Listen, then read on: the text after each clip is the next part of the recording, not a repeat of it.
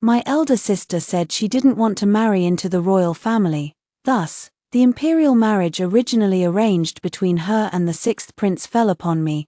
2 years into the marriage, I became pregnant. My elder sister said childbirth was like walking through the gates of hell, so she moved into the prince's residence to care for me attentively. My husband confessed to me, admitting he had developed improper feelings for my elder sister and begged me to grant his wish. In shock and fury, I went into premature labor. Later, my child drowned and perished. On the day of burial, I overheard my legitimate sister, now a princess, chuckling with her nursemaid.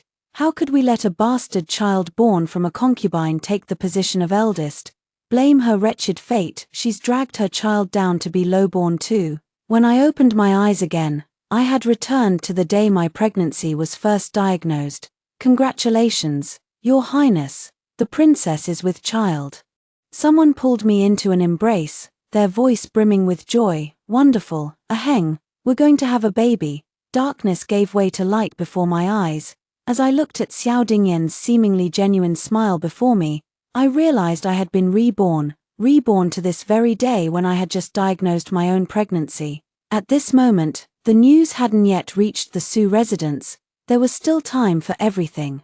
Xiao Dingyan rubbed his hands together and paced around the room several times, exclaiming joyfully, "All servants in the princess consort's courtyard shall be rewarded with 3 months' wages. Take good care of her. When the little heir is born, there will be additional rewards." The room was instantly filled with joy. Nanny Li stepped forward. "Congratulations, Your Highness, congratulations, Your Highness consort. This old servant dares to suggest, since Her Highness's pregnancy is such joyous news, shouldn't Master and Madam Su also be informed?" Xiao Dingyan slapped his forehead. Quite right. He called his personal attendant again to deliver the message. I lifted my eyelids to glance at Nurse Li and pressed down on Xiao Dingyan's hand. "Your Highness, it's already late today. In a few days, I'd like to return home myself to speak with father and mother. Xiao Dingyan and I have been married for 2 years. At this time, he had not yet met my legitimate elder sister and held me in great affection. Hearing this, he had no other objections. Playing with the jade ruby resting by my pillow, I spoke with a smile. Now that I'm with child, it's inconvenient for me to attend to His Highness. Why not?" My gaze swept past Nurse Li and settled on Lian Rui standing behind her. Lian Rui was brought from my family home, most reliable and meticulous. With her serving His Highness, I can rest assured. Lian Rui was Nurse Li's adopted daughter. In my previous life, after Su Yunwu entered the manor, she found an excuse to transfer both Nurse Li and Lian Rui away. It wasn't until that day when I overheard her conversation with Nurse Li that I realized Nurse Li had always been her person. As for Lian Rui, my child died prematurely before reaching its first birthday. Her handiwork was undoubtedly involved in this. In my past life, these 2 women had loyally schemed for Su Yunwu's benefit. This time, what if there's a conflict of interest? Lian Rui's expression shifted dramatically. From initial disbelief to barely concealed delight, Xiao Dingyan was currently the most favored prince by the emperor in the capital. For a mere maidservant like her, becoming Prince Yu's concubine would undoubtedly mean boundless prospects. There's no hurry. Xiao Dingyan's expression darkened slightly. Having been married to him for 2 lifetimes, I naturally understood his temperament. Beneath that righteous exterior lay nothing but hypocrisy. I gently placed my hand over his. My eyes filled with complete reliance and contentment. "I know Your Highness cherishes me, but you must have someone by your side who understands warmth and cold." I tugged at his sleeve playfully, revealing a hint of girlish charm. "As long as I'm in your heart, my lord, that's enough. You're welcome to visit me more often." Even if there's nothing special, I lowered my head and touched my belly. The little heir misses his father dearly. A trace of grievance finally surfaced on my face. Every word was carefully chosen, both showing consideration for Xiao Dingyan's circumstances and perfectly expressing reluctant attachment and concern for him. She coaxed him into another bout of tender affection. When they departed, Xiao Dingyan still took Lian Rui away with him. Nanny Li was overjoyed, bustling about to serve me freshly stewed bird's nest soup. "Many thanks for Your Highness's favor." Lian Rui is sensible, this servant will certainly instruct her well. It's good that you're sensible, my smile deepened. There will be many occasions in the future where I'll need to rely on you, madam, and Lian Rui. In my past life, Xiao Dingyang and I had genuinely cherished each other during our newlywed days. He was an ambitious man. After being enfeoffed as a prince, he became even busier courting ministers. He harbored intentions to win over the Su family as well. Thus, when Su Yunwu came to the prince's residence, apart from me, there were no concubines or maidservants in Xiao Dingyan's chambers. This time, I'm determined to muddy these waters first. Early the next morning, Lian Rui came with her hair neatly combed to serve me tea. She wore a brand new pale green floral silk jacket, her slender figure graceful with springtime charm in her eyes. I heard there was quite a commotion in Xiao Dingyan's room last night. Seems Lian Rui truly has her ways when it comes to serving men. I had my personal maid Dao Dao fetch a pair of moon-shaped pearl earrings. These were part of my dowry from the manor. I'm giving them to you. Lian Rui happily put on the pair of earrings right away. Since His Highness hasn't spoken yet, it's not my place to say much. For now, settle peacefully in Qingkai courtyard. As long as you serve His Highness well, the day will surely come when your position is properly recognized. I patted her hand. You were brought from the mansion by me. And I naturally won't treat you unfairly. A chambermaid has no independent courtyard. Ultimately, she's just a plaything for warming the bed. Only the concubines of the household are entitled to live separately in their own small courtyards. With my promise spoken, Lian Rui exchanged a glance with Matron Li standing behind me. Her face brightened with even greater delight. He knelt down again, kowtowed, and pledged his loyalty for several consecutive days. Xiao Dingyang and Lian Rui were inseparable, sweet as honey. I seized another opportunity to promote Shui Ying, who had previously served Xiao Dingyang with his writing brushes. Thus, I peacefully nurtured my pregnancy while Lian Rui and Shui Ying competed daily for favor, devising endless schemes to win Xiao Dingyan's affection. I am quite satisfied with my dear husband, and so is he. On this day, my stepmother could no longer restrain herself and came knocking with Su Yunwu in tow. After changing my clothes and finishing my makeup, I leisurely made my way to the front hall. Lady Wang sat boldly in the seat of honor, her face dark with displeasure. As soon as she saw me, she let out a cold laugh. The princess consort's health must be precious now, no matter how fine the tea in the palace is. After drinking it for so long, one can hardly taste its excellence anymore. This was her sarcastic way of saying I was putting on airs by arriving late. I smiled faintly, choosing not to argue with her. She merely took a seat gracefully at the lower end of the table, then deliberately asked with feigned concern, "I heard from the servants that mother and eldest sister came together. Why haven't I seen eldest sister?" Lady Wang snorted again. "AWU isn't like some ungrateful wretch, she's always been kind-hearted. When she heard about your pregnancy, she prepared medicinal dishes. She went straight to the kitchen to stew them for you as soon as she arrived." My face showed flattered surprise while inwardly I sneered. My dear elder sister certainly knows countless tricks. If she truly wanted to prepare tonics for me, did our own mansion lack a kitchen that she had to come all the way to the prince's residence to stew them? In my past life, I never understood. This marriage arrangement with Xiao Dingyang was originally meant for my elder sister from the very beginning. Why did she refuse me first, only to come back and snatch me away later? It wasn't until my dying moments in my previous life that I learned Su Yunwu had another lover outside Song Huaishi. When the imperial marriage was decreed, Xiao Dingyang was merely an unfavored prince, while Song Huaishi belonged to the second prince's faction, which was then at the height of its power. If the second prince could ascend to the position of crown prince, his future would indeed be boundless. Yet recently, the second prince committed an offense and was demoted overnight. Meanwhile, Xiao Dingyang rode the winds of fortune, rising swiftly to prominence. As a mere concubine-born daughter, I became the princess consort of you. How could Su Yunwu not hate me for this? Your Highness, a maidservant from the outer chambers came rushing in. We've just caught a suspicious woman lurking in His Highness's courtyard. She was peering around outside the study and has now been locked in the woodshed. Lady Wang's expression changed slightly. I feigned indifference and waved my hand dismissively. Nanny Liu, you're a senior servant in this household. If you don't recognize her, then she must be a thief. Give her a sound thrashing and throw her out. No, Madame Wang shrieked sharply, twisting her handkerchief into knots. How dare you? That's your legitimate elder sister. Su Yunwu was dripping wet, her clothes in disarray. As several matrons dragged her out of the woodshed, a tattered cloth was still stuffed in her mouth. Madame Wang shrieked again and lunged forward, then she turned to glare at me and cursed, Su Yunheng, you insane little wretch, how dare you treat your own elder sister like this? If it weren't for your elder sister yielding this princess consort position to you, would you even have this life now? My expression remained unchanged. Mother truly wrongs me. When I married, elder sister neither attended nor ever visited Prince Yu's residence. As an unmarried noble lady, it's natural the household servants wouldn't recognize her. Moreover, I smiled. What proper noble maiden would casually frequent an unrelated man's study? Su Yunwu covered her chest and coughed twice. Her moon-white robe clung tightly to her body, strands of hair dripping with water.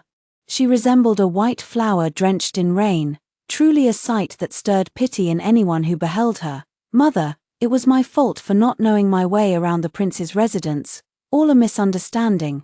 Don't blame second sister. As soon as these words fell, a figure emerged from behind the screen wall. What's all this commotion? If you disturb the princess consort's pregnancy, I'll spare none of you. The crowd parted, and Xiao Dingyang saw me first. Eheng, what are you doing here? His voice trailed off as his gaze fixed directly on Su Yunwu, who lay collapsed on the ground. A stunned look of admiration surfaced in his eyes. I raised my hand to adjust the golden hairpin at my temple. All the players are assembled, so the grand performance can begin. Xiao Dingyang severely punished the maids who had bound Su Yunwu. Upon hearing that Su Yunwu had come for the sake of my pregnancy, I seized the opportunity to have her stay. Aheng. No matter how skilled the physicians in our household may be, they are still men after all. Now that your sister-in-law is by your side, I can rest easy. Xiao Dingyan's expression was gentle as he earnestly gave his instructions. He looked every bit the considerate husband, with a touched expression. I turned to Su Yunwu and said, elder sister hasn't married yet, so her residence should be more secluded. How about letting her stay at Tinglan residence? A faint light flickered in Xiao Dingyan's eyes as he said warmly, the bamboo grove and lotus pond there are quite lovely. With sister-in-law's temperament, she's bound to like it. Su Yunwu stood with her back straight, her demeanor as cool and refined as delicate snow-white plum blossoms. Thank you for your trouble, your highness. The one who actually went through all the trouble was me. That Tinglan residence was located in the farthest corner of the royal mansion's rear courtyard. Surrounded by numerous flowering trees and dense foliage, there was another side gate directly facing Xiao Dingyan's study. Under the flowers and moonlight, it was the perfect setting for their secret rendezvous. I didn't just worry, I practically wore my heart out with concern. In my past life, Xiao Dingyang came to confess to me, admitting he'd developed improper feelings for Su Yunwu, who had been taking such good care of me. I was too heartbroken to think clearly at the time. After weeping bitterly several times, I came to realize this was always meant to be their fateful union. So I voluntarily relinquished my position as principal consort. To my surprise, Su Yunwu gave birth to a son mere months after entering the household. Only then did I understand those two had long been carrying on their illicit passion right under my nose, burning like dry tinder without any formal betrothal. Now, heaven has mercifully given me another chance, of course. I must fan these flames even brighter. This servant saw it clearly. Last night His Highness personally escorted the eldest miss to Tinglan residence. Yesterday after dinner, Lady Wang returned to the Su residence brimming with smug satisfaction. I pleaded fatigue and returned to the courtyard first. Not only did Xiao Dingyang escort Su Yunwu back, but he also accompanied her for a stroll and conversation in the garden. When parting, the two lingered reluctantly. The entire rear courtyard of the princely residence saw it all too clearly. I held up hair ornaments before the mirror and chose a swaying hairpin to wear. For several days in a row, Su Yunwu put on quite a show. She spared no effort in attending to my clothing, food, and daily necessities. She even personally brewed my pregnancy tonic and delivered it to my courtyard. Su Yunwoo came to deliver medicine just as Xiao Dingyang was returning home after handling court affairs. The two often met in my courtyard. That day, Su Yunwoo seemed absent-minded from the moment she entered the room, her gaze wandering. She kept glancing toward the doorway. I lowered my gaze and was about to take the medicine bowl when Su Yunwoo's wrist twisted abruptly. With her startled cry, the entire bowl of steaming hot medicine spilled all over her hand. At the same moment, the beaded curtain at the doorway chimed softly. Xiao Dingyang had already strode over and seized Su Yunwoo's hand. He even pushed me aside. "Are you okay? How could you be so careless?" Xiao Dingyang's eyes were filled with heartache and tenderness as he cradled Su Yunwoo's scalded hand as if it were a priceless treasure. He even carefully blew on it twice to soothe the pain. Peach helped me sit down nearby. "Your Highness, I'm fine." Su Yunwoo shyly withdrew her hand with a bashful expression. "Your Highness nearly knocked my sister over just now." Xiao Dingyang finally looked at me, his expression momentarily unnatural, then his tone turned reproachful. "That medicine bowl was so hot, couldn't Her Highness hold it properly? Must you burn someone before being satisfied?" Dao Dao spoke up in my defense.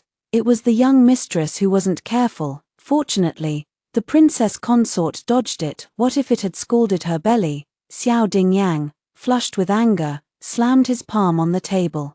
"Su Yunheng, your sister works hard every day to ensure your safe pregnancy. She's a noble young lady, yet she does this for you. Instead of being grateful, you allow your maid to slander her." His face was full of disappointment. "In the end, I spoiled you too much." Su Yunwoo stood nearby, her eyes brimming with tears. Looking pitifully delicate, she drew in a soft, shuddering breath. Xiao Dingyang swept his sleeve and left with Su Yunwoo in tow. Before long, word came that all the royal physicians had arrived at Tinglan residence. Even Xiao Dingyang's personal servant took his name card and rushed overnight to summon the chief physician from the imperial hospital. Dao Dao shut the doors and windows angrily, saying, "Such a grand mobilization, one would think someone's life was hanging in the balance." As I trimmed the dwarf pine by the window, I chuckled. But of course it's urgent. The once unattainable moon that should have been his is now willing to cast its light upon him again. What man wouldn't be moved? Putting down the small golden scissors, go to the storeroom and pick out a few rolls of brightly colored fine fabric, then send them to Clearpool Courtyard and Wash Willow Pavilion. The spring days are fine and clear, let them come out and stroll about more often. Lately, Xiao Dingyang has been showing great attentiveness toward Su Yunwoo. Even Rui and Shueying couldn't quite grasp my intentions and didn't dare to approach Xiao Dingyang. Just as I finished delivering the fabrics here, Shueying happily dressed up and headed to the study with a food box. Shueying had a lively temperament and had served by Xiao Dingyang's side since childhood. Their bond was naturally different from others, and after Xiao Dingyang's outburst in my courtyard that day, I simply claimed to be unwell and stopped interfering further. Shueying turned even more coquettish, employing every trick to win favor. Su Yunwoo had initially put on airs before Xiao Dingyang, merely teasing him without ever letting him have his way. Xiao Dingyang, thoroughly aroused, left Tinglan residence and went straight to Shueying. After several such encounters, both felt the other had taken advantage of them. Within a few days, Xiao Dingyang received an imperial decree to handle the case of adulterated official silver and hadn't returned to the residence for several consecutive days. Chaos erupted in the rear courtyard. When I arrived at the picking fragrance garden, Shueying and Madame Zhong from Su Yunwoo's side were being pulled apart by a group of maidservants and attendants. Shueying's hair ornaments were disheveled, her appearance utterly disgraced. She continued shouting curses at the top of her voice. "And she calls herself a noble lady. From what I've seen of her manners, she couldn't even match Shiyu from Miao Miao Pavilion." Shiyu was the top courtesan of the brothel. Though Shueying didn't mention any names, everyone present understood perfectly well that she was referring to Su Yunwoo. Nanny Zhong was Su Yunwoo's wet nurse. Hearing this, she rolled up her sleeves and slapped Shueying across the face. Shueying wasn't one to back down either. She immediately let out a piercing wail.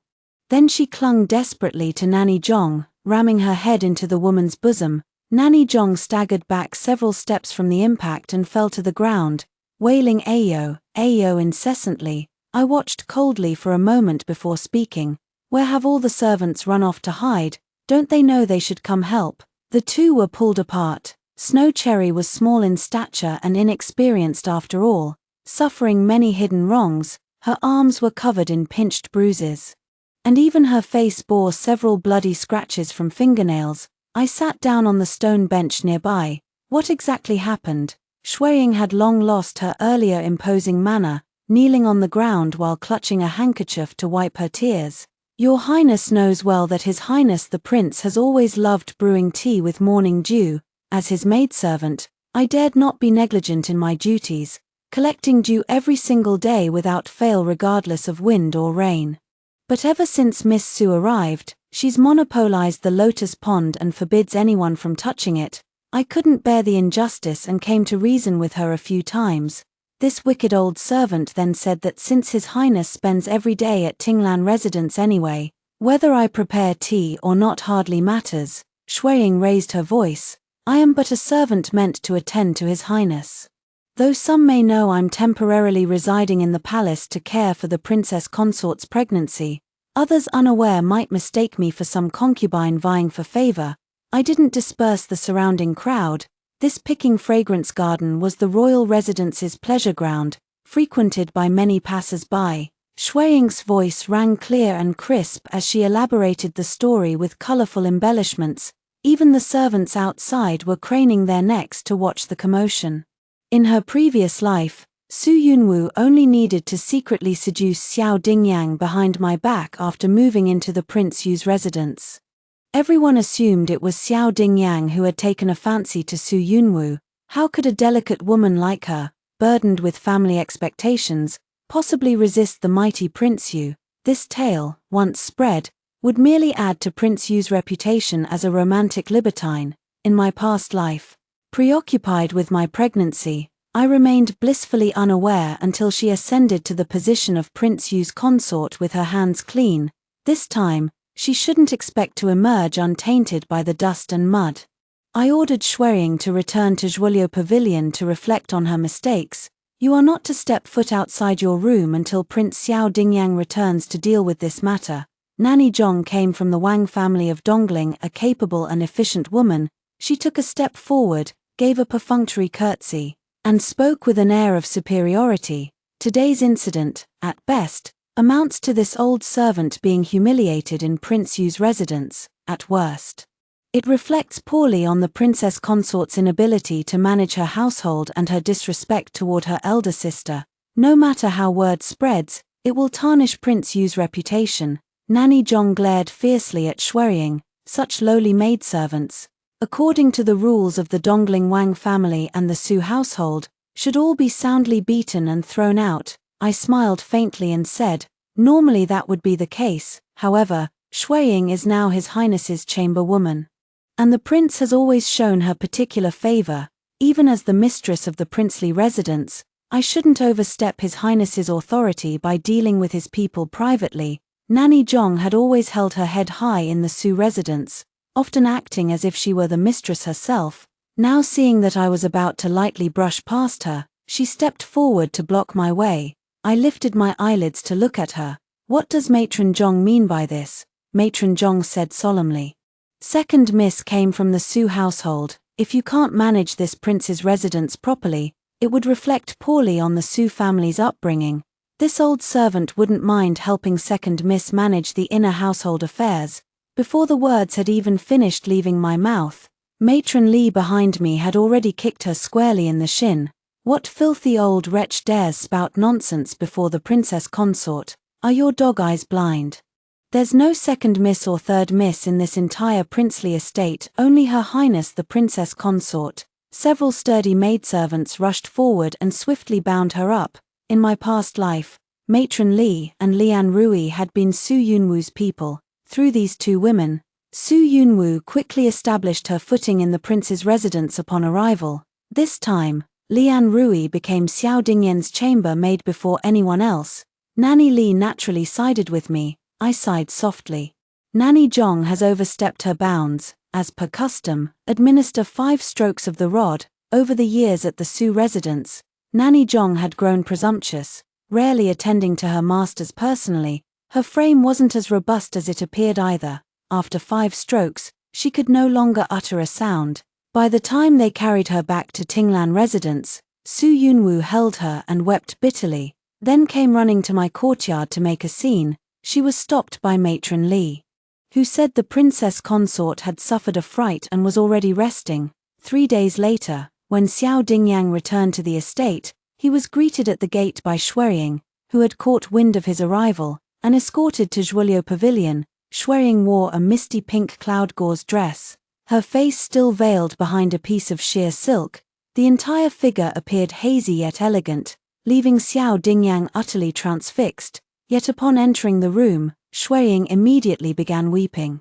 Removing her veil to show him the bloody scratches left on her face by Matron Zhong, on one side was a favored charming maid, while the other merely an unrelated elderly servant woman. By the time Su Yunwu approached Xiao Dingyang again with her aloof demeanor, he ultimately chose to protect Shuiying. Seeing this, Su Yunwu didn't cry or make a scene, but half resisting and half yielding, she let Xiao Dingyang stay the night. The next day, Xiao Dingyang had his steward oversee Shuiying receiving 10 slaps across the face. This punishment wasn't administered by hand, but with bamboo strips soaked in salt water. After 10 strikes, Shuiying's face was already unrecognizable. The commotion outside was unbearable, so I feigned illness and retreated to the country estate for recuperation. Xiao Dingyang was too absorbed in his pleasures to care about my absence. Before my departure, Su Yunwu put on a show of seeing me off. "Sister, I should accompany you to the estate to care for your pregnancy, but old Zhong Mema has taken ill, and I simply can't bring myself to leave her side." As she spoke, more of her collar slipped open. Ambiguous red marks flickered faintly into view. I pretended not to notice. In her past life, Su Yunwu had kept Xiao Dingyang on tenterhooks before finally letting him have his way. Naturally, he'd developed a taste for it. This time, she was doing it to vent her anger, to outshine Shuiying. Could Xiao Dingyang, who rose from a destitute prince to the all-powerful Yu prince, really fail to see through it? He was merely indulging in novelty without exposing her. My dear sister had already lost her advantage long ago. To Xiao Dingyang now, the moon once grasped was no longer the lofty moon above. By the time I returned to the manor, Shuiying's face was already completely ruined. Nanny Li clasped her hands and said, "The eldest young lady bribed the manor's physician to mix plant ash into the salve prescribed for Miss Shuiying. The wound wouldn't heal with prolonged application, leaving scars that can never be undone. His Highness knew of it but said little. He only ordered Miss Shuiying moved out of Zhuoliu Pavilion and settled her in the outer courtyard now. In my past life, I still had a breath left after uncovering all of Su Yunwu's schemes. It was Shuiying who took advantage of my shock and rage to push me into the deep well. She was deeply infatuated with Xiao Dingyang, yet he never took her as his concubine after I entered his household. Su Yunwu recognized her ambition and promised her the position of a concubine. Outside the window, the spring rain lingers. I rub my hands with rose-scented ointment, pale and pristine, unstained by a single drop of blood. Xiao Dingyang handled the recent official silver case well and received a reward. This is a major case with numerous entangled interests. As the presiding judge, Xiao Dingyang was bound to make enemies, to maintain relationships and win over officials. He discussed with me the idea of hosting a spring banquet. "Aheng, I know you're carrying twins now and it's quite taxing, but with the crown prince position vacant, countless eyes are fixed on me. The official silver case involves too many parties, no matter how careful I am. I can't avoid offending various factions." He held my hand. "Aheng, I'll need your help with the wives of the various clan leaders." I smiled faintly and leaned gently against his shoulder. "Rest assured, my lord, your consort naturally shares the same heart as yours." Xiao Dingyan's face showed deep emotion. "Aheng, to have such a wife is my greatest fortune." My smile remained unchanged, though inwardly I felt nothing but nausea. In my past life, while pregnant, I had exhausted myself organizing this spring banquet all for the sake of his future prospects. Not long after the banquet, he told me he had fallen in love with Su Yunwoo. Now he shamelessly comes begging me to arrange another feast, yet his clothes still carry the fragrance Su Yunwoo always used for her garments. This humble concubine will certainly give your highness a spring banquet you'll never forget. After several consecutive days of rain, Prince Yu's mansion hosted a grand feast for guests. The pretext was to celebrate the princess's pregnancy. Early in the morning, Su Yunwoo brought over freshly brewed miscarriage-preventing medicine. I didn't even glance her way, merely admiring the pair of dazzling gilded bracelets on my wrist. Su Yunwoo bit her lip and pushed the medicine bowl forward again. "Second sister, you've worked hard today. Remember to take your medicine first." I raised my eyebrows with a smile. "Eldest sister, last time you deliberately knocked over the medicine bowl, causing me to be scolded by His Highness.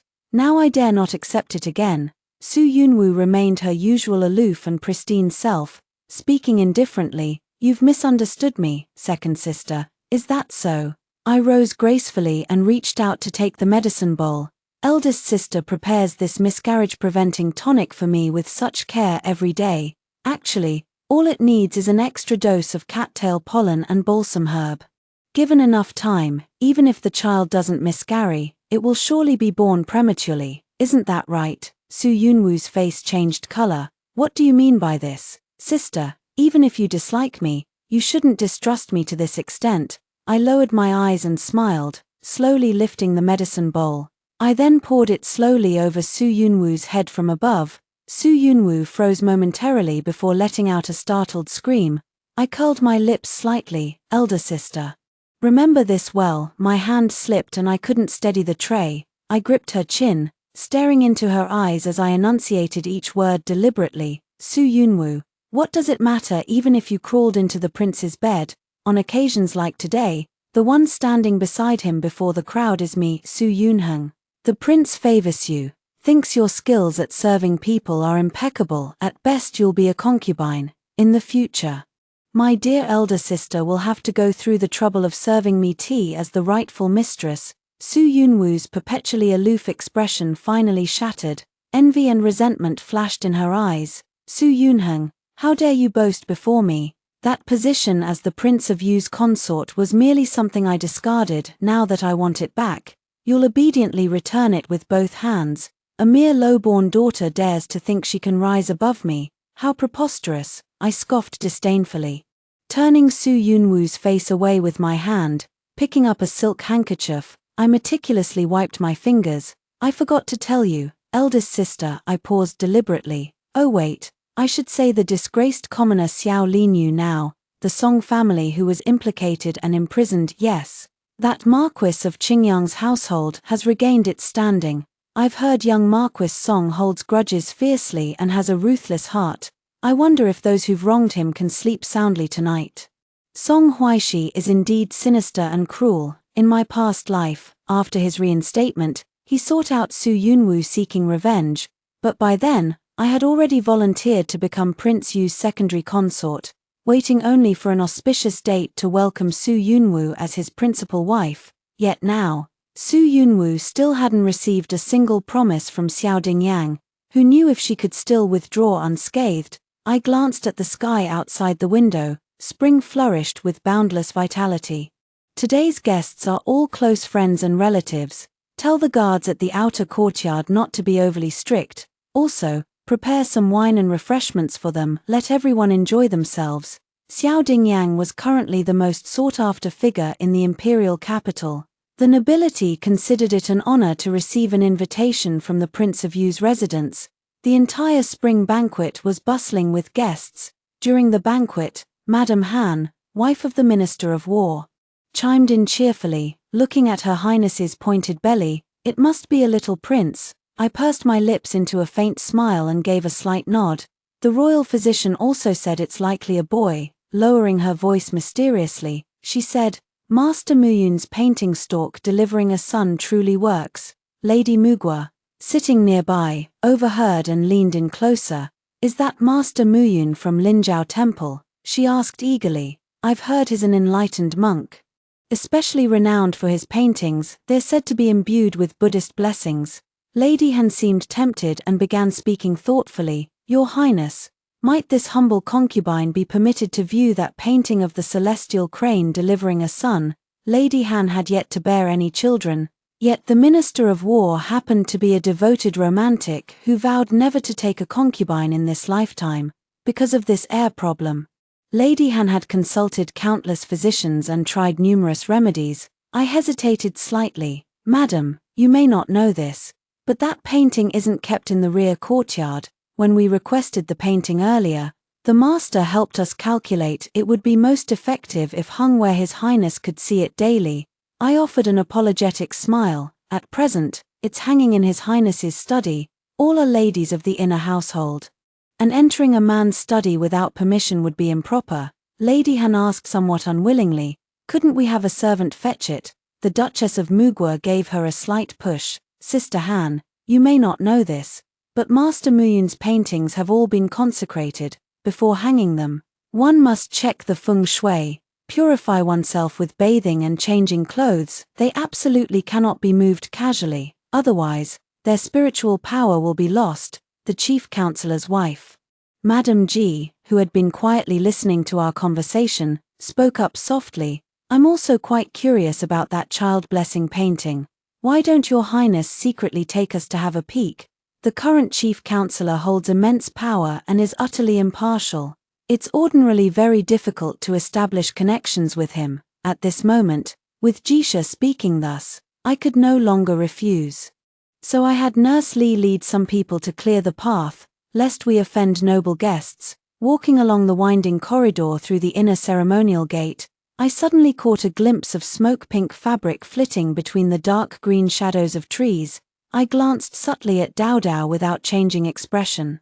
Peach gave a slight nod and quickly retreated a few steps behind. She then circled around the eastern side gate near the main hall of the front courtyard and arrived at the study. As soon as she approached the doorway, she heard voices speaking inside. If you don't give me a definite answer, I won't let you touch me again. The woman's voice was sweet and coquettish.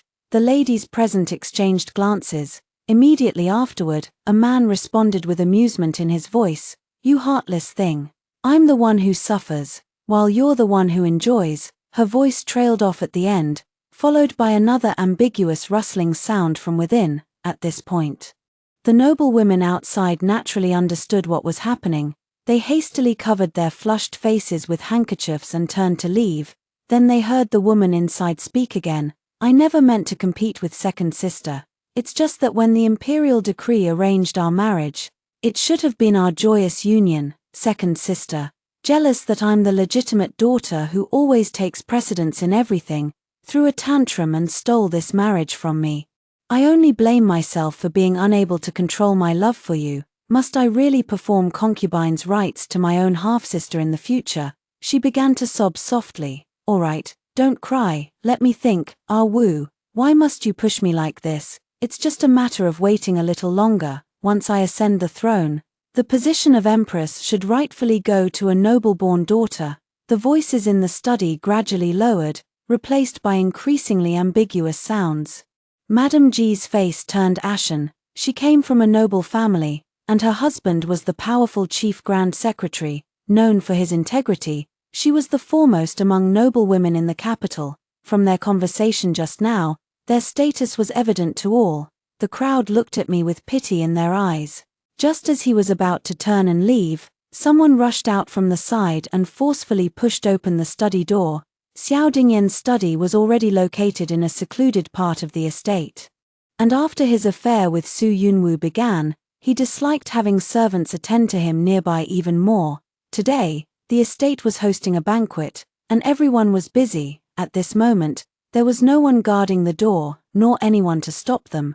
The study door stood wide open, revealing two intertwined figures on the daybed by the window. The woman's dress was in disarray, exposing large swathes of snow-white décolletage. Her slender, pale legs were tightly wrapped around the man's waist. It was Xiao Dingyang and Su Yunwu. The figure that rushed in grabbed a nearby vase and hurled it at the two of them. You bitch, you ruined my face, die. Just as the vase was about to hit its target, Xiao Dingyang stepped sideways to block it. The vase shattered, Xiao Dingyan's back was soaked with blood, some gasped, others screamed.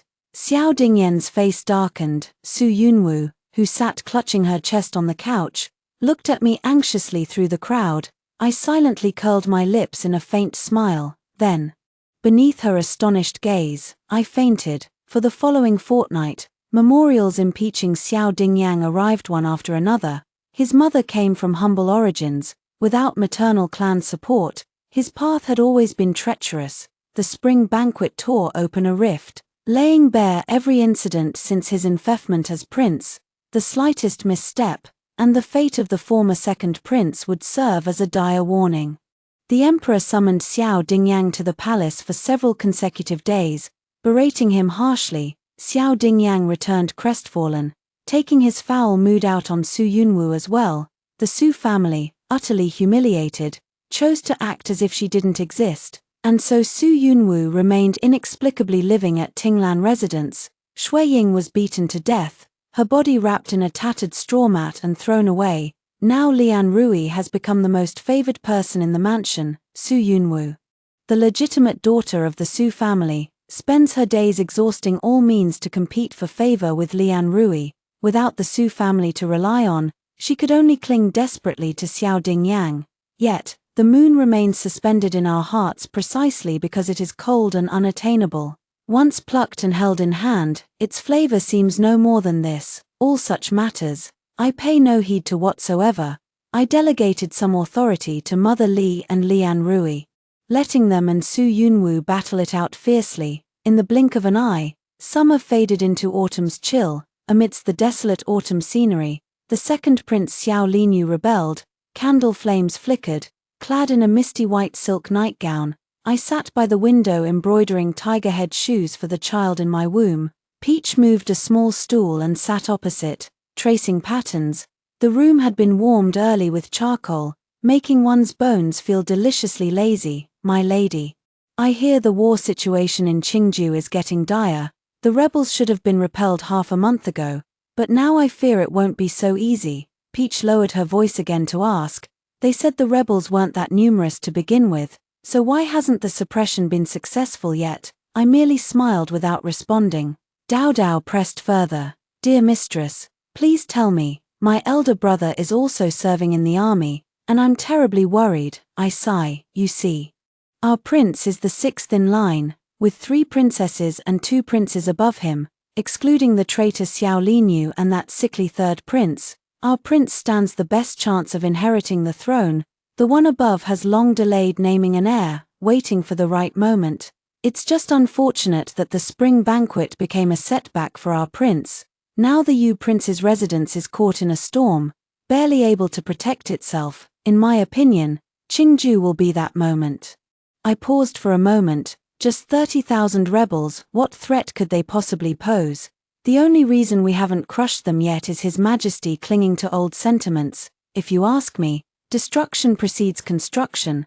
The prince is simply too indecisive. Outside the window, a shadowy figure slipped away silently between the sparse tree silhouettes. The north wind wailed. The bitter winter was coming. At the end of October, Xiao Dingyang submitted a memorial requesting imperial orders to lead troops and quell the rebellion in Qingju. I was about to give birth, so naturally it wasn't convenient for me to accompany them. Lian Rui wore a bright red riding outfit, her whole appearance dazzling beyond compare. She came to my courtyard to bid farewell. For this campaign, Xiao Dingyang was taking only her along. I had Dao Dao prepare some daily medicines and place them in a small box for her along with a medical book. Only you will be accompanying him this time. You're meticulous and reliable. Make sure to take good care of His Highness. Lian Rui performed a curtsy and nodded in agreement. Later in the evening, a maid came to report. It was said that Miss Lian Rui went back and threw away all those medicines, but that medical book was nowhere to be seen discarded.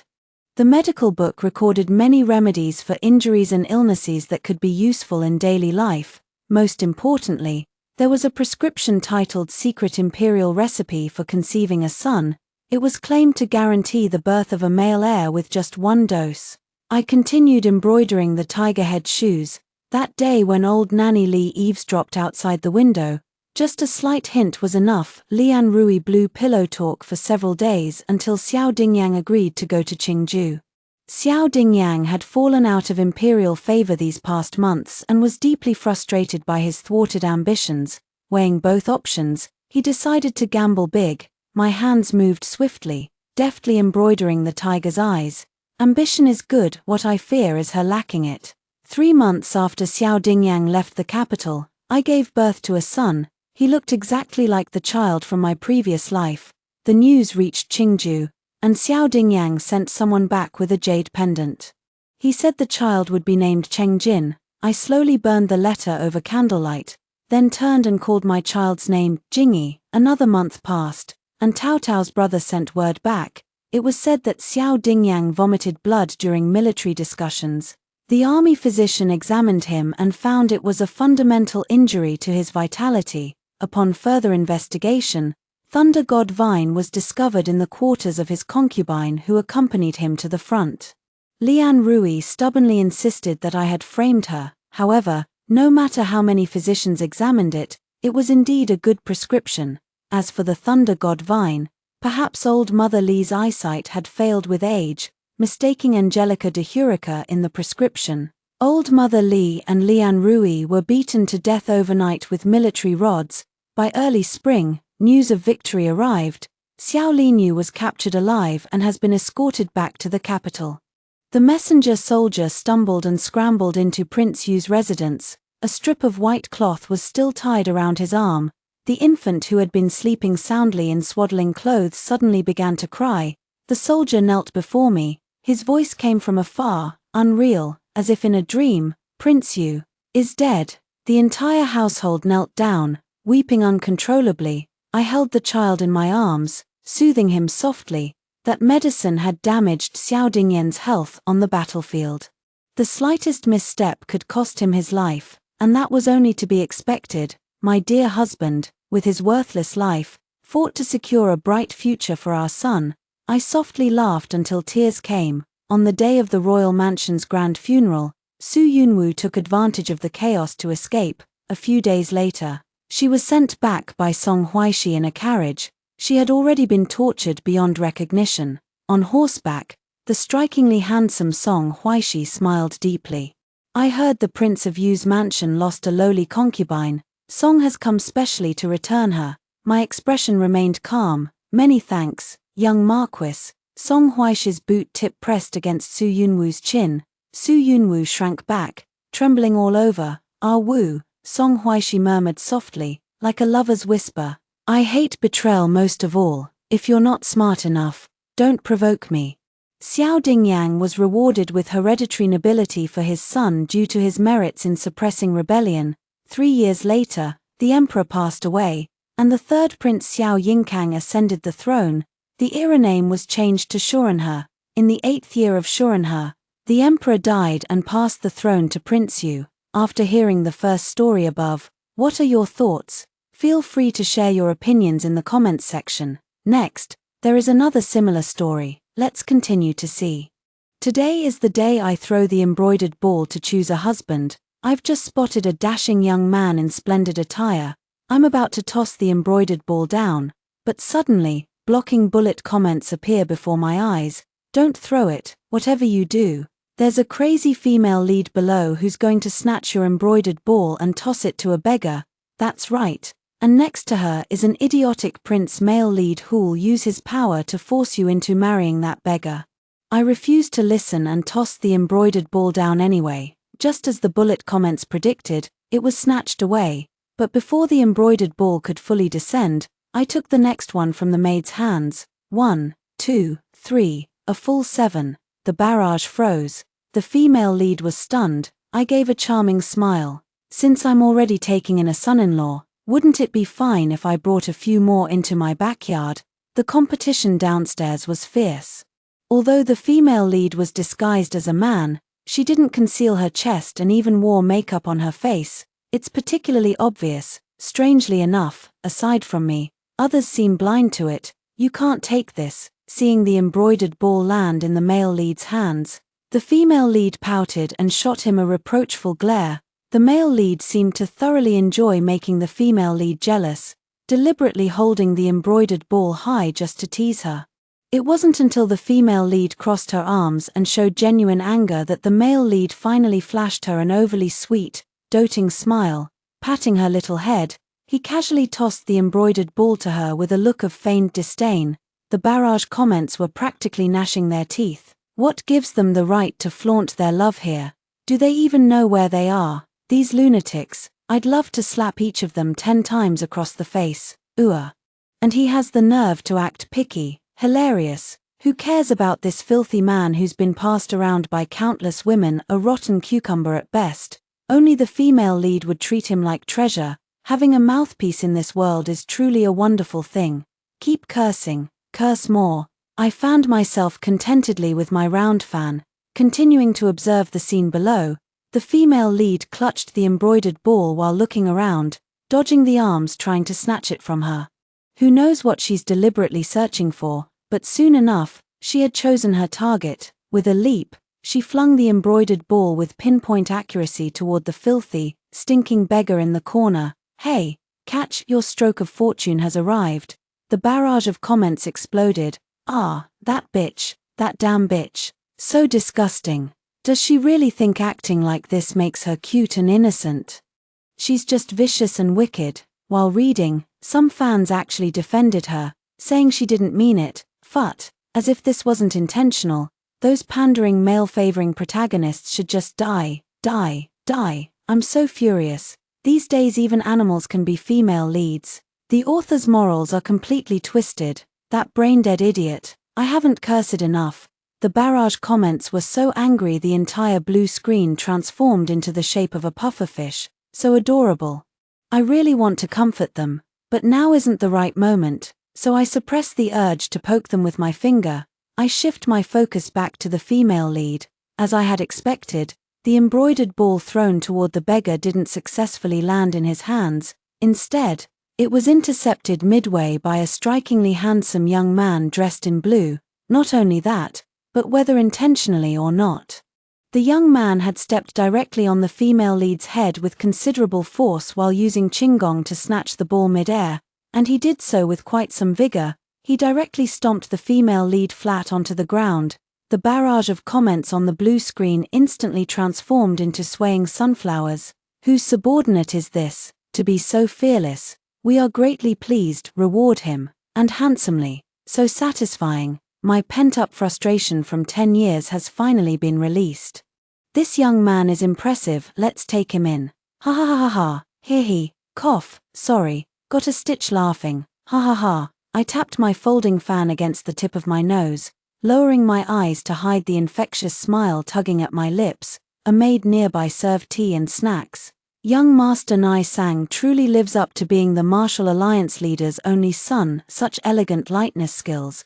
But didn't he already catch the embroidered ball? Why is he still grabbing others? Following the maid's gaze, I saw that fellow Nai Sang already had 3 embroidered balls in his hands. What a clever rogue. No matter, I comforted the somewhat worried maid. Let him be, if he can snatch them, that's his skill. The barrage comments also noticed this point. This guy's grabbing so many embroidered balls, is he trying to reduce the 7 spots to just himself? Honestly, I just don't get this whole embroidered ball throwing thing. The plot twist is way too unconventional. Upstairs slowpoke, please shut up. Let me speak, I know best. 7 embroidered balls, 7 live-in sons-in-law, right? Who says a woman can't have multiple husbands? This is all thanks to the ironclad law decreed by the founding empress. If men can have multiple wives, then naturally women can have multiple husbands too. Yeah, thinking of the founding empress, I couldn't help but feel a pang of melancholy. What a pity. What a pity. Among the succeeding empresses, there was one who became love-struck, deceived by a man into surrendering her empire, causing women's status to plummet drastically. Those love-struck fools should all be exiled to apocalyptic wastelands to feed zombies. You're an empress, yet you insist on being a simp. Such a miserable end is entirely self-inflicted. Hey, we're getting off topic here. We're supposed to be selecting husbands. Quick, look at the one in red. That slender waist, those delicate legs, that androgynous beauty mark on his face. drools, "Stop arguing. Didn't you see his underhanded moves? Every strike aimed for the face, a true venomous beauty if there ever was one. Neither will do, both are too scheming and jealous. The one in white is perfect, gentle, elegant, jade-like refinement with golden substance. Good how, did you miss the dozen people knocked out cold by his folding fan? They're piled up like a small mountain." The barrage of comments grew increasingly heated and steadily more risque. "Fortunately, there are still decent people around. What are you doing? What are you doing? Put away your nonsense. Don't forget Ching Ching can see everything we say. Mind your manners. Manners." A moment of frozen silence on the screen. Before I could finish marveling at how unusual this barrage of comments was, the blue comment screen suddenly turned completely red. What if I said I forgot? Would you believe me? Oops. Actually, the previous one was my second personality. This is my main personality now, so sorry about that. My second personality is just too unreliable. Yes, the one who posted earlier was my little brother. This is really me now, don't worry. I've already given him a good scolding. Visible tension hung in the air. I waved my maids and guards to step back before speaking softly. "Feel free to be yourselves, immortal maidens. I'm quite enjoying this." The barrage of comments twisted shyly into little pretzel shapes. "Oh dear, don't call me a fairy. Truth is, I'm just an ordinary office worker, few friends, little money, and socially awkward to boot. My darling Ching Ching, I love you. You're my everything under the sun. Twinkle twinkle little star. My eyes see only Ching Ching dear. Woo woo, my precious Ching Ching. We've all come just for you. You must promise to be wildly happy, all for me." Thinking back to the strange world my soul entered after death in my previous life, the authors, novels, and reader comments I saw there, suddenly, I understood. Rebirth was never a blessing. Rather, it's these lovely and kind-hearted readers who are striving to redeem me. Yes, I've been reborn. In my past life, I was ruined by the male and female protagonists, and even dragged my father into their schemes, leading to his death. In this life, revenge is mine to take, for over a decade. I had been meticulously planning for this very purpose. Gradually, I became consumed by vengeance, nearly forgot who I truly was. Fortunately, the barrage of comments snapped me out of it. Rather than revenge, I should focus on being happy. My heart felt both warm and sour as I fought back tears, tightening my grip on the folding fan's handle. Who would have thought that in this moment of distraction, trouble would arise below? It turned out Nai Sang was trying to throw out the beggar crouching in the corner. The female protagonist Chi Yang saw this and indignantly stepped forward to argue with him. She forcibly snatched an embroidered ball from Nai Sang's arms, intending to compensate the beggar who was crying with snot running down his face. Nai Sang naturally refused and began fighting with Chi Yang. In the scuffle, he accidentally knocked loose her male hairstyle, exposing her true identity as a woman. At this moment, the male lead Ji Yu jumps out to play the hero and rescue the beauty, revealing his identity while spouting a bunch of sophistry and twisted logic. In truth, it's just using his influence to bully others into apologizing. If the person he was facing were just some ordinary rich young master, they probably would have been convinced by his so-called reasoning. But as fate would have it, the one he's up against is Nai Sang. The martial world has always been at odds with the imperial court. The current leader of the martial alliance, Nai Sang's father, was once poisoned by a court spy. If not for the miraculous doctor's timely treatment, Nai Sang's father would have nearly lost his life. When the investigation concluded, all evidence clearly pointed to the one sitting on the dragon throne. If there's anyone who harbors the deepest hatred for the royal family, Nai Sang would undoubtedly rank among the top two. Thus, Ji Yu was taught a lesson by Nai Sang with fists. What seventh prince? I've seen the eighth prince, who shares the same mother as the seventh prince. You look nothing like that scoundrel, daring to impersonate royalty. Seems you've grown tired of living. Beat him up. One step forward, countless heels trampled. Nai Sang even made a point of kicking between people's legs. It was painful just to watch. But you couldn't blame him for being so vicious. He was avenging his father's death. Because of the poisoning incident, alliance leader Nai later became, well, somewhat inadequate in certain aspects. to the extent that he was heartlessly abandoned by his wife. Now Nisang's mother has already had a second child with that miracle doctor. How dare you? This prince has a jade token as proof I am the genuine seventh prince of the current dynasty. Ah, you lowly commoner. This prince shall kill you. Stop hitting me. Stop. Ji-Yu's face twisted in agony, his complexion turning purplish red as he curled up clutching a certain area. Rolling back and forth on the ground, not a trace remained of his former graceful demeanor. Even the desperate screams begging for mercy were drowned out by the crowd's indifference. As for that jade pendant, Nisang had long seized the chance to stomp it into smithereens beneath his foot. Seeing the situation escalating dangerously, it would be rather impolite for me, the host, to remain a passive spectator any longer. So I began descending the stairs, step by deliberate step, just a few steps. Then stop, because my father arrived fiercely with a large group of guards. Today is my precious daughter's embroidered ball toss to choose a husband. Let me see who dares to cause trouble on Shinjinsai's turf. It's him, Uncle Shin. I saw it clearly, it was them. The youth dressed in fiery red robes, blazing like the midday sun, lodged his complaint with remarkable clarity. They've turned this proper spouse selection gathering into utter chaos. Their qualifications should be revoked. And all of them driven out. The young man smiled, the mole at the corner of his right eye bewitchingly alluring. I found it quite delightful to behold, but father really disliked his mannerisms. He thought him utterly like a frivolous playboy, the kind of delicate-faced man who'd get bullied by other men. For this embroidered ball toss to choose a son-in-law, father had originally ordered people to deliberately keep it from him, but I secretly had someone slip him the news. Dad doesn't like it. But I do. He can even sing opera, with those melodious trills. He's got a heaven-sent voice absolutely delightful to hear. Hey Jen boy, what brings you here too?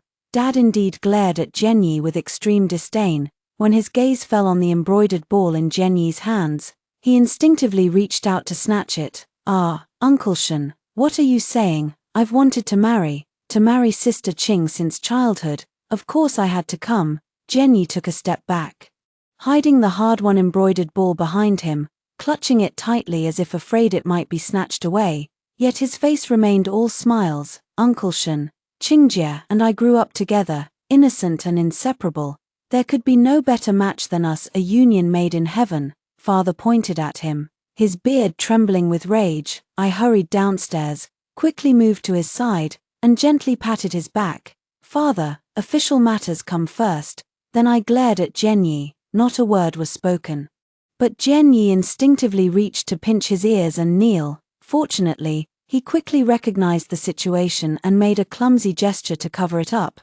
At least he didn't embarrass me. It was unbearably hot outside, and I had no intention of letting outsiders watch the spectacle. So I arranged for the troublemakers and those holding embroidered balls to be taken to the mansion's main hall.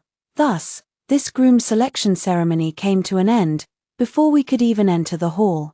Father urgently pulled aside Jenyi, who was grinning cheekily, and took him elsewhere. Left alone, I found myself perfectly capable of handling the situation. After all, apart from the pair lying on the ground crying, the other two were old familiar faces. These numbers don't add up. 1, 2, 3, 3, 2, 1. There are only 3 with embroidered balls. Nisang in blue snatched 3, Jenyi in red grabbed 1, and the rest were all taken by that Shi Zhengqing in white. The one in white is truly a wolf in sheep's clothing. He deliberately let others ruin 2 during the scramble, so now he only holds 1. TSK. Doesn't this make Nisang look both greedy and scheming? Jenyi isn't favored by his father-in-law either, so Shi Zhengqing naturally stands out, truly worthy of being the top scholar who achieved 6 perfect scores. Seeing these comments flash by, I instinctively glanced at Shi Zhengqing, who was elegantly fanning himself with a folding fan. My gaze was instantly caught. His eyes smiled, tender as spring water, seemingly capable of drowning one in their depths. I quickly averted my eyes. Those eyes that could gaze at a dog with such affection were truly impossible to withstand. Here they were exchanging flirtatious glances, while over there the female lead was crying so hard she could barely catch her breath. She'd been scared to tears by the enormous needle the manor physician pulled out. Ji Yu had been beaten unconscious by the mob. And the physician needed this method to gently awaken his slumbering soul. The female lead, well, was terrified of needles. My lord, wake up quickly. Qi Yang vigorously shook Ji Yu, who was receiving acupuncture, and then accidentally pushed the needle all the way in. The court physician immediately raised both hands above his head. This wasn't my doing. The barrage immediately followed suit. I saw it too. It really wasn't this old doctor's fault. He warned her repeatedly not to touch anything, but she was like deaf Ziwei, can't hear, won't hear. No, she's more like Xiaoyanzi, first class at causing trouble, screwing over others and especially her own people. She's like a demon child disaster incarnate. Anyone near her is bound for misfortune. Hey, what do we do now? Once these two lunatics break free, they'll definitely come back for revenge. Should we just kill them? Good suggestion. But I suggest you stop suggesting. Though Prince Ji Yu was the seventh prince who lacked favor, and Qi Yang was merely the illegitimate daughter of the prime minister's household, constantly bullied by her sisters. But these two were seen by many today. If we kill them, we can't keep it quiet. But even if they don't kill me, I won't make things easy for them. Gently stroking the small snake disguised as a jade bracelet around my wrist, I stood up and approached, coaxing softly, "Miss, please stop crying. It's better to cooperate with the physician first and let him remove the needles embedded in this gentleman's arm." Extending my hand, I pretended to help her up. Qi Yang showed no gratitude and forcefully slapped my hand away. I anticipated this and withdrew my hand, letting hers continue downward to land heavily on another silver needle embedded in Ji Yu's arm. This not only jolted Ji Yu awake from the pain, but also made Qi Yang howl like a monkey in agony. My hand, the small hand, was sliced open by the silver needle, leaving a long, thin gash that wouldn't stop bleeding. Qi Yang cried so hard that snot bubbles formed. Why you? I grabbed her hand firmly. How could you be so careless, miss? Come, let the manor physician examine you. We wouldn't want scars to form. With that, I stepped aside. The manor physician crouched down with an exasperated expression, holding a magnet to extract the two nearly invisible silver needles embedded in her flesh, all while offering comforting words to his patient. Don't move if you're awake, or else these silver needles will go deeper and we'll have to make incisions to remove them. And you, madam, please step back a bit, otherwise, I can't help feeling this gentleman's injuries might accidentally worsen. TSK, they've all fainted. Young people these days have such strong constitutions, they can fall asleep anywhere. Someone come help carry them to the side room. All this blood is making a mess of the floor. The physician had served in the Shun residence for nearly 20 years. One might say he'd watched me grow up. These two ruined my husband's selection event. So naturally the old man dislikes them too. Just then, father, who had gone off to speak privately with Jenny, returned. Sweetheart, where are they? After I explained, father's expression became indescribably complicated, but before he could speak, a fiery red figure darted past him from behind, pushing him aside. Sister Qing, I clearly caught the embroidered ball, but Uncle Shun went back on his word. He doesn't want me to marry you. How could he do such a thing? He clung to my arm like sticky syrup, his upper body practically draped over my shoulder. If I can't marry, then what about him? And him, aren't they in the same boat? They were all chosen as live-in sons-in-law by catching the embroidered ball. Surely you can't just single me out. That would be too cruel. Sister Qing, don't you feel sorry for Anna anymore? Jenyi, styled Yong'an. It was I who gave him that courtesy name. I'm 19 this year, and he's 3 years younger than me. When we were little, I once held him in my arms, and he peed all over me. I was so angry I couldn't eat all day and avoided him ever since. But this kid, I don't know what's wrong with him. The more I ignored him, the more he wanted to play with me. Even though most of the time I just treated him like a little sparrow to amuse myself, he was also very happy. However, when Jenny was 10 years old, his entire family moved away, and I never saw him again. The next time I heard news of him was when he became the true son found and reclaimed by the princess. After the commotion surrounding the real and fake heirs died down, The princess unexpectedly passed away after becoming entangled in imperial power struggles. As for what became of Jian, at that time I could hardly protect myself, being virtually imprisoned within the mansion, so naturally I heard no news from the outside world. After my rebirth, my first priority was to devise ways for the princess and Jian to recognize each other ahead of time. The reason Jian hasn't yet returned to the princess's mansion to reclaim his rightful identity is that the princess needs to deal with some filth first, such as the princess consort, the woman he kept outside, the fake heir who knew his true identity all along, and certain people, factions, and traitors who aided the princess consort behind the scenes. She wanted her son to live in the pristine and safe residence of the Grand Princess, not in a thorny forest surrounded by wolves. It must be said, the Grand Princess was truly an excellent mother, but that didn't stop me from training her son into an obedient little dog. After all, with Jian under my control, if Jiyu and Qiyang dared to move against me, the Grand Princess would never stand idly by. Of course, Jian was just one of my safeguards. All right, be good, I patted his head.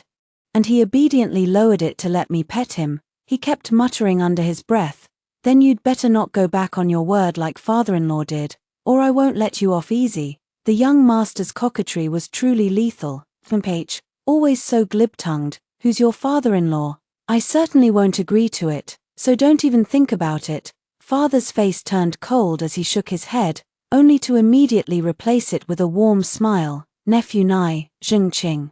Your presence truly brings me great joy. However, my daughter isn't taking just one husband into our family. Have you both discussed this matter with your families? Especially you, Nephew Nai, as the only son in your family. Can the old alliance leader truly agree to this?" Seeing Dad's expression, I knew exactly what sneaky scheme he was cooking up. This kind of disparity would be unbearable for any man with self-respect, especially for an impulsive young lad. Only this time, his calculations are bound to fail. After all, these were the candidates I had personally selected as potential sons-in-law. Each one was a well-trained romantic, the type who would sacrifice everything for love. Sister Qing, what does father-in-law mean by this? He seems to dislike me particularly. Did I do something wrong? I can change anything. I just want to marry sister. That's all. I don't know what I did wrong. Is loving someone too much also a mistake? If father-in-law truly dislikes me, sister, you can keep me outside the home, as long as I'm with you. I don't mind suffering a little injustice. Pearl-like tears streamed from Jian reddened eyes. The young man wept with such genuine emotion, his face wet with tears like rain-soaked pear blossoms. This spectacle made my 200 catty father tremble with rage, his lips twitching and belly quivering. "Ha ha ha. This little green tea bitch hasn't even entered the door yet and has already offended her father-in-law. It seems that besides mother-in-law and daughter-in-law conflicts, father-in-law and son-in-law conflicts shouldn't be overlooked either. My dear Qing, don't be fooled by his trick, his retreating in order to advance." This delicate husband act left Nai Sang and Shi Zhengqing, who were trying to maintain their dignified and reserved silence, utterly dumbfounded. Who could possibly stay seated now? Nai Sang was the first one who couldn't stay seated. He directly grabbed Jian intricately beaded bone braid with its delicate little bells and pulled him away, then squeezed himself into the middle, pressing closest to me. "What are you doing? So clingy, your snot's about to drip onto Qing. Men and women should not touch when giving and receiving. You clearly lack any sense of propriety. You must frequent pleasure houses often, charming other girls with sweet words, don't you? Don't try your tricks on Qing. She's not the kind of woman to be fooled by sweet talk. Besides, Uncle Shen doesn't like you either. You'd better go back where you came from." The barrage of comments also crowded in, but every single word was teasing. "Oh dear. She's not the kind of woman to be swayed by sweet talk, but somehow it looks like our Qing is thoroughly enjoying herself. Call me sister, and I'd give you my life." I can testify that Qing loves it, absolutely adores it. The more pitiful Jian looks when he cries, the more excited she gets. Her eyes just light up. The barrage of comments was practically right in my face. I want to crawl into a hole and bury myself. They really didn't treat me as an outsider. "Are you feeling hot? Why is your face so red?" Shi Zhengqing appeared beside me unnoticed, gently fanning me with his folding fan. He was always the quietest one, but among these few, he was the one with the deepest thoughts and the most obsessive tendencies. Jian Yi and Nai Sang argued heatedly until their quarrel spilled into the courtyard, where they came to blows. During the process, Nai Sang couldn't resist snatching the red silk ball that Jian Yi kept proudly swinging at his waist. I couldn't be bothered with them, my gaze fixed on the smile playing at the corner of Shi Zhengqing's lips. Every minute of radiance was perfectly measured. As if carefully calculated with a ruler. Young lads lack steadiness. If one were to enter your courtyard, there'd surely be quite a stir. See, such suggestive words, as if he's the only suitable one. I snatched the folding fan from his hand in annoyance, closed it, and pressed it against his chin, forcing him to meet my gaze. That's an ugly smile. Do it again. He froze for a moment, then deliberately leaned closer and actually gave me another smile. Some people, when they smile genuinely, resemble sunlight glistening on lakes and mountains after rain, sparkling, radiant, beyond compare, especially with his unexpectedly adorable little dimples. How about this? He blinked his eyes deliberately, feigning innocence. I couldn't resist poking his little dimple with my finger. Pretty. The barrage of comments was filled with doting smiles. Don't be fooled by some people's calm composure. Their ears are practically steaming red. Cute, cute, cute. He. I scream, twist, and frantically feed them dog food. Heavenly taste, delicious, ching. Go take a look at Shi Zhengqing's right hand behind his back. I bet you anything, his clenched fist must be sweating in the palm. Shut up, gambler upstairs. In such a perfect atmosphere, they should just kiss already. TSK. Here comes the mood killer. A red embroidered ball blocks the line of sight. Jian Yi's angry voice came urgently as he nearly ran over. What are you doing, Sister Qing? Is he trying to seduce you? You even teased him with his fan. Do you prefer older-looking men like him? Jian Yi looked utterly wounded, his rosy little mouth pouting so hard it could have hung an oil pot. I smiled and pressed down his hand holding the embroidered ball. We're going to live together from now on. Why are you still jealous? I took his hand, interlaced our fingers tightly, and gave it a little shake. Xiao Yi, Zhengqing is 7 years older than you. From now on, why don't you call him Big Brother? When it comes to coaxing people, I'm quite adept. Sure enough, Jian Yi immediately stopped being angry, even struggling to suppress a slight upward twitch at the corner of his mouth. Fine, who asked him to be older than me? I'm the youngest among the three of us. With no advantage except that you might like me a little more. Qingjie, you mustn't play favorites. His tone practically called me out by name, so that makes me second best. Nai Sang appeared out of nowhere and quite naturally took hold of my other hand. As for the folding fan in his hand, he tossed it back to Shi Zhengqing. I looked at him helplessly, yet I saw him gripping his hair with one hand, a blue hair ribbon clenched between his teeth as he tried to tie it back. Unable to bear watching any longer, I took the ribbon from his mouth and prepared to tie his hair for him. Seeing my movement, Nai Sang happily squatted into a horse stance. Afraid I wouldn't be able to reach, but grievances must still be voiced. That brat Jian Yi fights dirty. When he couldn't win, he yanked my hair and nearly snapped the hair ribbon you gave me. It broke my heart. You've given me so few gifts to begin with, and this ribbon was last year's birthday present. Understood. His birthday is coming soon this year. I carefully tied his hair into a handsome high ponytail. It's all right, once we're married. I'll give you hair ribbons every day and tie your hair for you. Nai Sang was so delighted that his gums were showing from grinning. Jian Yi leaned in persistently, unwilling to be ignored. What about me? What about me? Do I get a gift too? He already has a hair ribbon, so I don't want that. Qingjie, buy me little bells instead. The kind of little bells that can be woven into hair, one chime with each step, one thought with each step. I want Jie to think of me whenever she hears the sound. To keep me in her heart always. I found myself somewhat overwhelmed. The hardest favor to repay is a beauty's kindness. Even Pian Shiqing squeezed in to join the fun.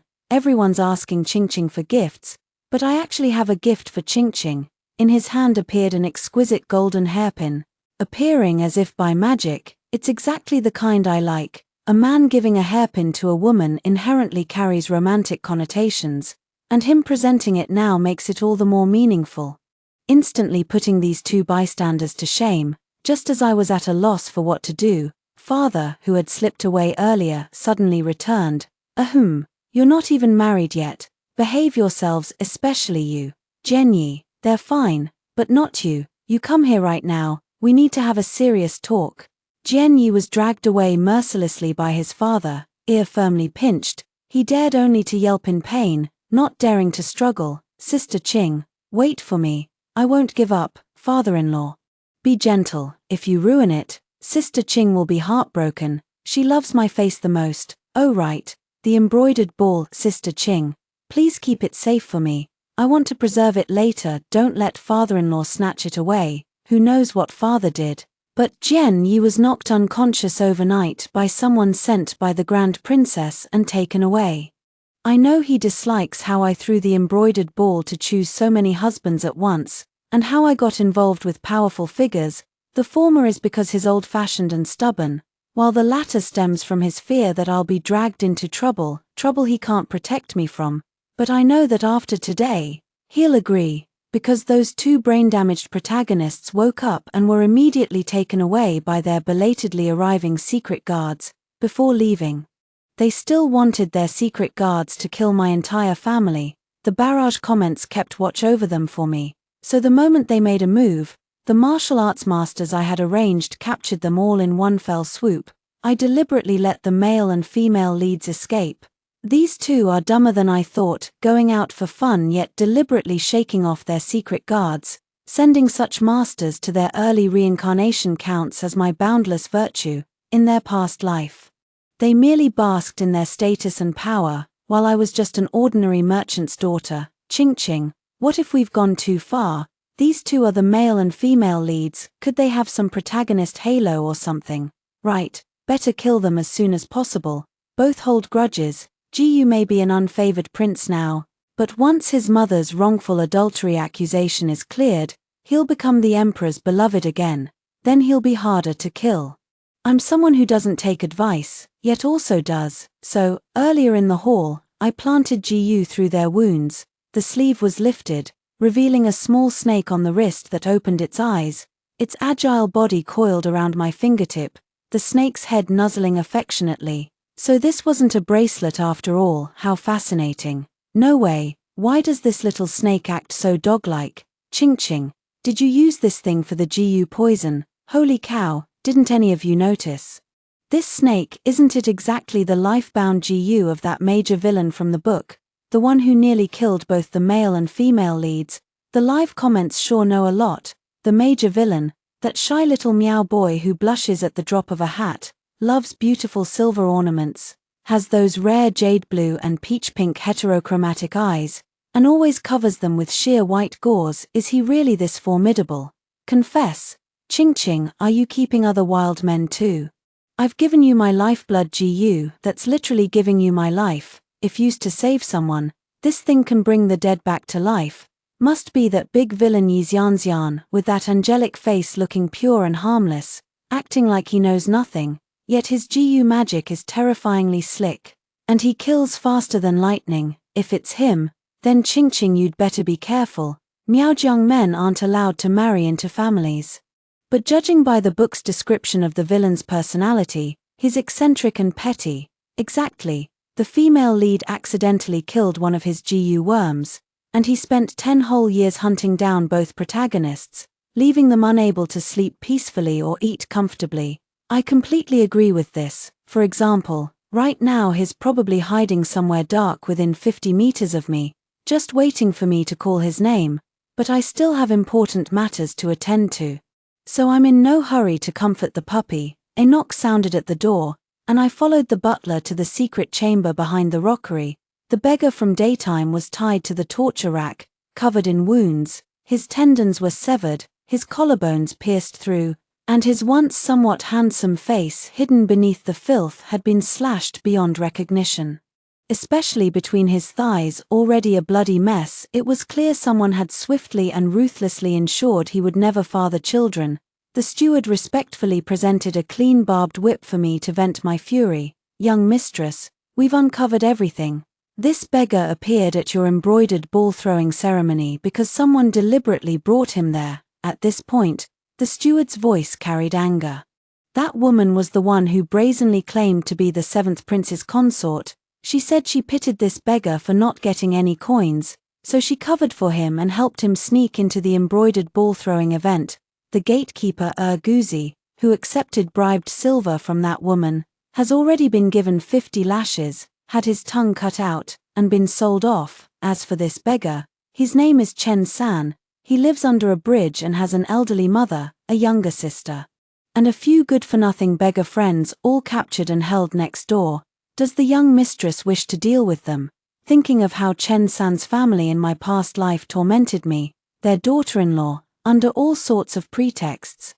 Those so-called friends were even worse, climbing through my window in the dead of night attempting to violate me, then claiming they were drunk and had mistaken the place. Apply every usable torture to them until death. If kindness invites bullying, then perhaps cruelty is warranted. After my rebirth, I originally intended to eliminate these people in advance, but strangely, I couldn't find them anywhere. It was probably the so-called plot at work. Fortunately, however, they remained as greedy as ever, wanting to gamble for unimaginable wealth. Then let them all die. No, please don't kill me. I was wrong. Noble sir, spare me. I'll never dare again. Chen San had probably been feigning unconsciousness to eavesdrop all along. Seeing that I'd finished giving orders and was about to leave, he finally couldn't hold back anymore. Look at this man, how selfish and cold-hearted. He only cares about begging for his own life, with no regard for his mother, sister, or friends, afraid of death. That's just perfect. If you don't want to die, then pack your things, have his tongue cut out and send him to the lowest brothel, the kind that only serves beggars. Oh, and to keep him company, send his beggar friends along too. Remember, whatever happens to him, happens to his friends as well. I certainly don't want others recognizing them and hearing filthy words coming from their mouths. Understand? The butler bent his waist even lower, repeatedly agreeing. Fine beads of sweat even appeared on his forehead. Good. It seems he'll be more attentive in his duties from now on. Stepping out of the secret chamber, bullet comments immediately floated before my eyes. I didn't let them follow me inside, and they obediently stayed out. Part of it was not wanting to scare them, but more than that, I didn't want them to see my cruel and bloody side. If they feared or dreaded me, their love would diminish. Ching-ching, what about that beggar? Don't go soft on him. Even though the female lead brought him in, he must have his own ulterior motives. Exactly. Such trash should be eradicated early to prevent future troubles. And his old mother, fake sister, and rotten friends, they should all be killed. Every last one of them. How dare they bully our Ching-ching? 1,000 cuts wouldn't be enough. Best to dump a bucket of aphrodisiacs on them and let those beggars suffer till death. Well, damn, should we say every pot has its matching lid? My worries seem somewhat unnecessary. The barrage comments gave me many new perspectives and ideas, which I studied quite earnestly. There's still the male and female leads. They'll come in handy sooner or later. I'm no longer satisfied with simply giving them a quick death using GU magic. Aren't the male and female leads supposed to be true love? Then shouldn't true love endure some trials? The barrage comments started cackling je. With just one glance, we understood each other perfectly. Plot point 17.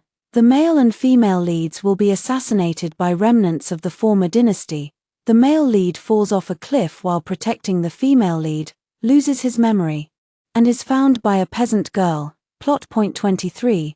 The female lead's identity as a princess of the former dynasty is discovered by its remnants. After being taken away, she collaborates with the male lead to eliminate these remnants. Plot point 56. I began making my arrangements.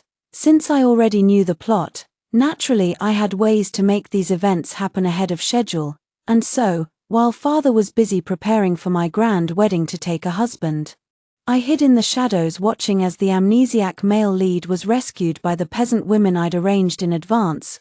All were widows living deep in the mountains, sturdy, broad-hipped women known for their fertility. After bringing the amnesiac male lead back and nursing him back to health, I began ordering him around, forcing myself on him in every possible way. Within a few months, Each of them was carrying a child in their belly. The male lead, once a rather handsome man, became gaunt-cheeked. With dark circles under his eyes and trembling legs utterly weakened, gradually, he became less and less useful. On the heroine's side, remnants of the previous dynasty discovered her identity ahead of time and immediately took her away. As it turned out, once the heroine arrived at their stronghold, she killed the only imperial prince, who happened to be her own elder brother. When I received this news, I was dressed in wedding attire, sitting atop the young Miao tribesman, coaxing him into becoming my secret lover. I truly hadn't expected the heroine to be so easily fooled. I had someone drop a few hints to egg her on. The female lead truly dared to go through with it. The remnants of the former dynasty were shocked, panicked, and began treating the female lead as nothing more than a breeding tool. Yet each harbored their own ulterior motives, and for the time being, this ironically made the female lead safer. She was even given a chance to escape. I had someone secretly help her. Then when the female lead escaped and stood with arms akimbo laughing triumphantly at the sky, I gave her a whack with a club. She fainted, was thrown back inside, and conveniently ran into the private soldiers of the princess who came to capture remnants of the previous dynasty. That was also my arrangement. The identity of the female lead as a princess of the fallen dynasty could no longer be concealed. Forcing her chancellor father to retire and return to his hometown, the old emperor was also a fool. Instead of executing her, he enshrined her as a mascot. This turn of events led the remaining cunning survivors of the fallen dynasty to misunderstand. They believed she was a fake princess deliberately planted to assassinate their crown prince. What a vicious scheme! And so, once again through my arrangements, the remnants of the former dynasty found Qi Yang, the male lead who was raising children in the mountains. Well, by this time more than a year had passed. I had already begun enjoying a life of luxury with beauties on both arms, happily watching bullet screen comments while munching on melon seeds. Talk about bamboo shoots sprouting everywhere. This plot's utterly bamboozling. Remnants of the fallen dynasty actually used the male lead's 9 children as leverage, forced him to take sterilization poison, and made him seduce the female lead to assassinate her. While still suffering from amnesia, the male lead was sent as a substitute to the female lead's mansion. TSK, and she actually enjoyed his company. She's living the high life now. This is making me salty. Why does she get to have it so good? Ching ching tilde. Received. I'll arrange it right away. Thus, the male lead regained his memories, his mother's wrongful accusations were cleared, and the old emperor began mourning his deceased son. Just then, his 2 remaining sons also died in the struggle for the throne. It was the grand princess's doing. The old emperor, suddenly bereft of heirs, was so grief-stricken that he vomited blood and fell gravely ill. Thus, the grand princess once again led troops to exterminate remnants of the former dynasty and brought back 9 imperial grandsons. The male lead also conveniently staged his resurrection at just the right moment. The old emperor miraculously recovered, but soon, the old emperor was on his deathbed again, because his son and 9 imperial grandsons had all been poisoned with infertility drugs, the incurable kind. Amidst overwhelming grief and fleeting joy followed by deeper sorrow, the old emperor was truly about to die this time. Yet unwilling to accept fate, he still wanted to pass the throne to the male lead, so the GUI planted inside the male lead finally found its purpose. The male lead was about to die. The female lead, heartbroken, told him she was pregnant with their children, triplets. Well, she didn't know the male lead had been rendered sterile. The male lead was furious to death, but the female lead's child was indeed his, perhaps due to the protagonist's halo effect. The triplets from the original plot still arrived, and none of them were any good. One indulged in wine pools and meat forests with a penchant for young boys, another murdered to refine elixirs and fashioned skulls into cups, while yet another was willful and capricious, slicing open bellies to determine gender. These were all side stories I learned from bullet comments, though the book had romanticized such tendencies considerably. But no matter how much it's beautified, readers aren't fools. The Grand Princess assumed regency. The Grand Princess ascended the throne. The female lead lost all privileges and was confined in the cold palace, barely clinging to life. she barely managed to give birth to triplets. Leaving her with numerous health issues, haggard and aged beyond recognition, her days of suffering were far from over. I've already decided not to kill the female lead. The barrage comments said that if the female lead and her 3 kids were to die, they'd probably disappear too. They can't bear to part with me, and I can't bear to part with them either, since that's the case. Let's take our time grinding it out. I have my own life too. As for these enemies, as long as I know they're living miserably and can occasionally make things harder for them, that's enough. Just to be safe, let's make sure those 3 little ones can't reproduce. Otherwise, Her Highness the Princess, no, His Majesty the Emperor might have something to say about it. Speaking of which, why hasn't Jian Yi managed to win over his Empress mother yet? If this keeps up, I might just lose interest altogether. No wonder they say you shouldn't speak of someone, just as I was thinking of him. Here he comes. Sister Qing, I've come to marry you. The young man was full of vigor, dressed in fiery red robes, with his father struggling to catch up behind him. The old man stood with one hand on his hip, covering his forehead, looking utterly exasperated. Jian Yi was practically bouncing with excitement. Sister Qing. Her Majesty has already decided to appoint eldest sister as crown princess. As for me, she told me to get lost. Get lost just means she agrees, doesn't it? Sister Qing, I can finally be with you openly now, no more sneaking around behind everyone's backs. I covered his blabbermouth with my hand, but it was already too late. A prickling sensation crept up his back. Shi Zhengqing's fan waving grew increasingly forceful. How many more lovers have you kept outside, madam? Why not bring them all back to the manor? That'll save those younger brothers from serving you without any proper status. How pitiful. Nisang bent at the waist and leaned his entire body into my embrace. Darling, look at me, I'm better looking than them. Just then, a youth dressed in Miao ethnic attire, his face veiled with white silk, appeared with a sudden swish. Grabbing Nisang by the arm through his clothes, she flung him far away. Get off, you're crushing my baby. The moment those words were spoken, silence fell all around. The barrage of comments exploded into exclamation marks. You're pregnant. When did you get pregnant behind our backs? How the hell does he know the baby is his? I thought it would be that old fox Shi Zhengqing first, but who would have guessed? Turns out the one kept outside is the real deal. Come on, Jian Yi is about to cry. Have some sympathy, will you? Not like me, I'm already laughing at him. Ha ha ha, TSK.